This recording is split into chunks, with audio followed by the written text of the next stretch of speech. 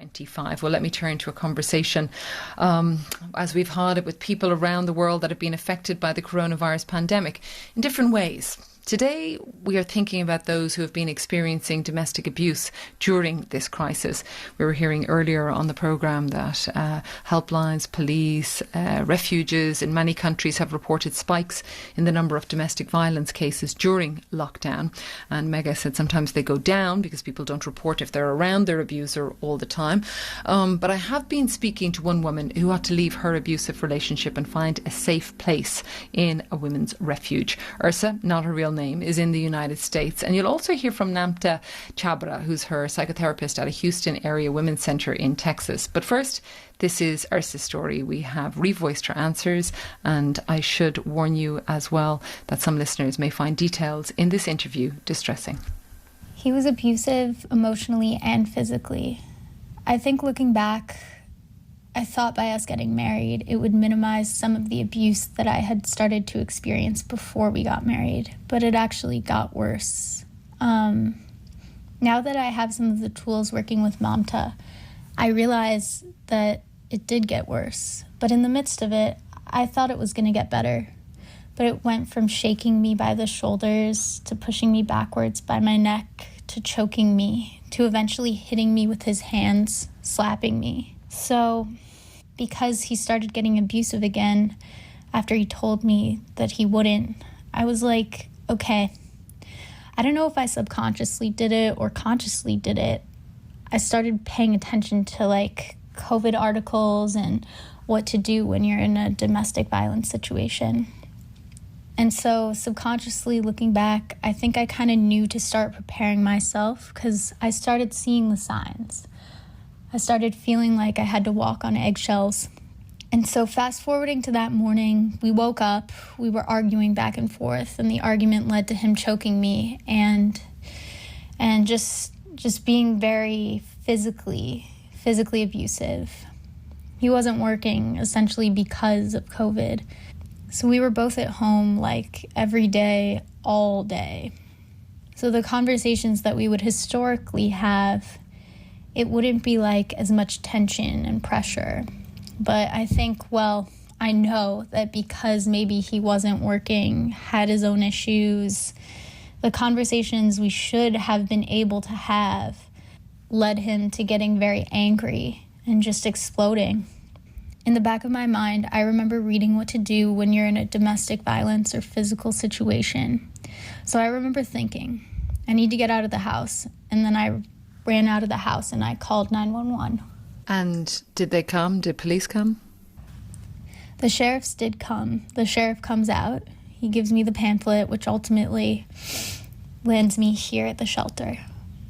I went to a parking lot, a well-lit parking lot, and I took the pamphlet that the sheriff gave me, and I just started calling numbers on the pamphlet, not even realizing, I'm going to a shelter. I got in touch with the Houston area women's center intake person, and he guided me here to the shelter. And what was that like, going over that threshold, through that door, into the shelter? It was scary. It was humiliating.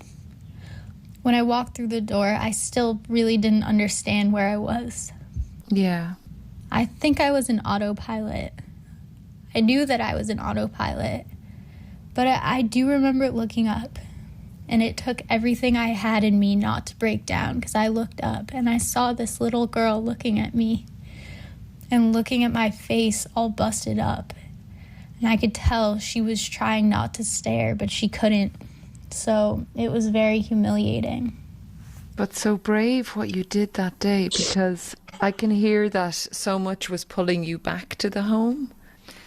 So you go to the shelter, which we're talking about, a few weeks now which is already, it's such a strange time in the world, this whole lockdown and COVID, and you are being put into an even totally unfamiliar world. How has it been these days, or when you wake up, perhaps? So the morning after I got to the shelter, it was horrible. I remember thinking, I'm going back home. And so I had an appointment with the caseworker that morning. And the caseworker told me, she says, you might consider talking to our psychotherapist. I had never in my life heard of a psychotherapist. When I left my room to go to the caseworker, people were walking around in masks.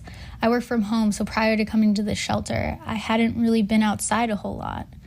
When I'd walk around our neighborhood, people didn't have masks on, you know? And the few times I went to the grocery store, it was before the mandatory requirement to wear the masks. So when I'm on my way to my room to see the caseworker, I see these people in masks. And the first thing I said to Mamta when I got in her office, I had already made up in my mind that I was going back home. I was not going to expose myself to COVID. I wasn't going to be outside my comfort zone. I was just going to go back home and somehow manage to not upset him enough to hurt me again or even possibly kill me. I was just going to go home and blend in with the walls. So I said to Mamta, I need you to tell me, how can I go back home? So she says, okay, we're here to empower you all. She said, I'm not going to tell you what to do, to go or to stay. She gives me this piece of paper and she says, any of these sound familiar to you? The cycle of violence? And it was this piece of paper with a wheel. So as I'm reading this wheel, I'm like, oh my gosh, this is my life. She's like, well, typically it's the honeymoon phase, then it's calm, then it's tension. I was like, this lady has been in my house. This is exactly what I've been experiencing. So I'm sitting there and I'm listening to her and I'm still thinking like, I'm still going home. I'm not staying here. She says, okay, if you decide to go home, and she hands me another piece of paper that I now know is a safety plan, but she hands me this piece of paper and she's explaining to me, if you go home, you should consider packing a bag, leaving it at a friend's house. The bag needs to have cash in it, your important papers. You need to understand his triggers and you need to have an escape plan. I remember thinking like, what? So if I go back home, this is what I have to do to avoid being killed or hurt again? And at that point, I remember thinking, there are risks contracting COVID because I'm not going back home to either be killed or sent back to the shelter. Something switched there, Ursa. Oh my God, it did. It was Mamta, her psychotherapy. That still sounds so crazy to me, ladies. And it did, like, boom. That switch is when I knew that in order to keep myself safe, I need the psychotherapy because I don't have the tools to do it on my own. Because I've had so much programming of emotional abuse that at minimum, it's going to take 28 to 90 days to unprogram the emotional abuse. I'm so relieved, I think, that you have made it to Mamta as well. Shall we meet Mamta? Hello, Mamta. Good to have you with us. How are you? Ursa's story for so many of us will have held us, captivated by what she has gone through and the strength of her character and her bravery. And Ursa was also telling us that it's a cycle that you've seen before, the situation she was in. Tell us a little bit more about that, about the wheel as well.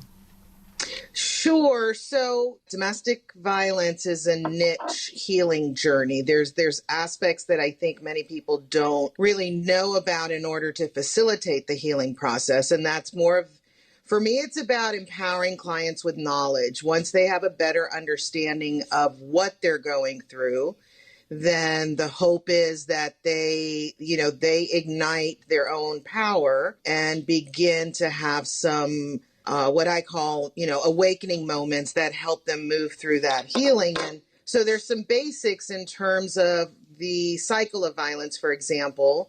Most relationships start on a honeymoon phase, which is how we get pulled in. You look at Ursa, who is a tenured professional, wise, has gone down many healing avenues, did some pretty phenomenal healing work on her own right. And when part of what I think the struggle in session was for someone like her who's done all this, was very open to therapy and healing and learning, how did she find herself in something like this? And often I find that there's not enough education, there's not enough knowledge, there's not enough understanding of the dynamics of domestic violence. And if you look to me, and I tell this to clients all the time, I think emotional abuse is just as wicked, if not more, than physical abuse because it kills a little part of you on the inside every day. So if there was a knife attached to every emotional, psychological, verbal abuse incident that happened, how many cuts would there be on your body? And I think because, with physical violence, you can see it, you can feel it, you may get empathy for it. God forbid it can put you in the hospital or worse. Emotional abuse has similar ravages, but nobody sees it. And I think the person themselves who's going through the experience doesn't see it. So those first few sessions for me, I consider myself a seed planter. I'm a guide. I'm a vessel. I am not the expert of the client I'm privileged to sit in front of. She's the expert, but I think the violence disconnects her from her expertise. So part of my job is how do I empower that expertise again? How do I get her connected to that part of herself, the intuitive self, the higher self that already knows? Because I believe in Ursa's case that she was guided by her intuition all along, but that emotional abuse that programs creates doubt, self-confidence issues, confusion. It really destabilizes the neurological processes when you look at the biology of trauma to be able to make healthy decisions for themselves. So when they come into my office, I work from a mind, body, spirit perspective as a therapist, and we look at, kind of uncovering and going through those aspects and how did the abuse impact that. So the cycle of violence, the psychoeducation of a batterer to understand the consequences. Most people know the consequences of physical abuse. They see it on their body. But what I have found is that so many of us as women don't fully know the consequences of emotional violence.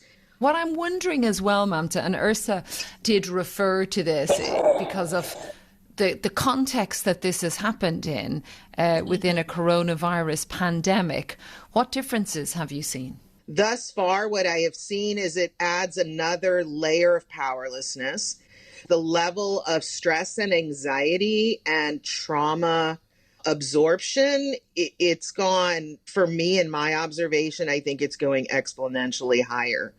So being able to quickly adapt for me as a therapist who's also a human and vulnerable and learning this process on my own, how do I feel grounded and safe and empowered within my being to be able to be that clear vessel and provide those very needed skills to a client who already had so much of that happening when she fled her abusive situation. Ursa, how are you feeling? Do you feel that you are getting those tools now to be able to live independently, or do you still feel that pull back to your former home? Absolutely not. I'm absolutely filled with hope that this is 100% the reason why we're talking. I now know I don't have to be abused. I don't have to go back to an environment that I'm at risk of getting marred or killed, that I'm fearfully and wonderfully made as my religion, my Bible tells me that I am. Going back to what Mamta said, I was so disconnected from what I know myself to be. And with her help and with the tools and the therapy, I'm very much getting back in alignment with who I know I am and who I know I am to be. And we were just discussing that this morning. There's no coincidence that I'm on the phone, that I'm getting the absolute honor and privilege and opportunity to even speak to you about this. So to answer your question, I'm filled with hope. Now, since we did that interview with Ursa, not her real name, and also we have voiced it up, we've been told that she is doing well, I'm glad to report. And I should say, if you want to find more information about getting support, if you've been affected by any of these issues we've been talking about, you can find more information on the BBC Action Line website.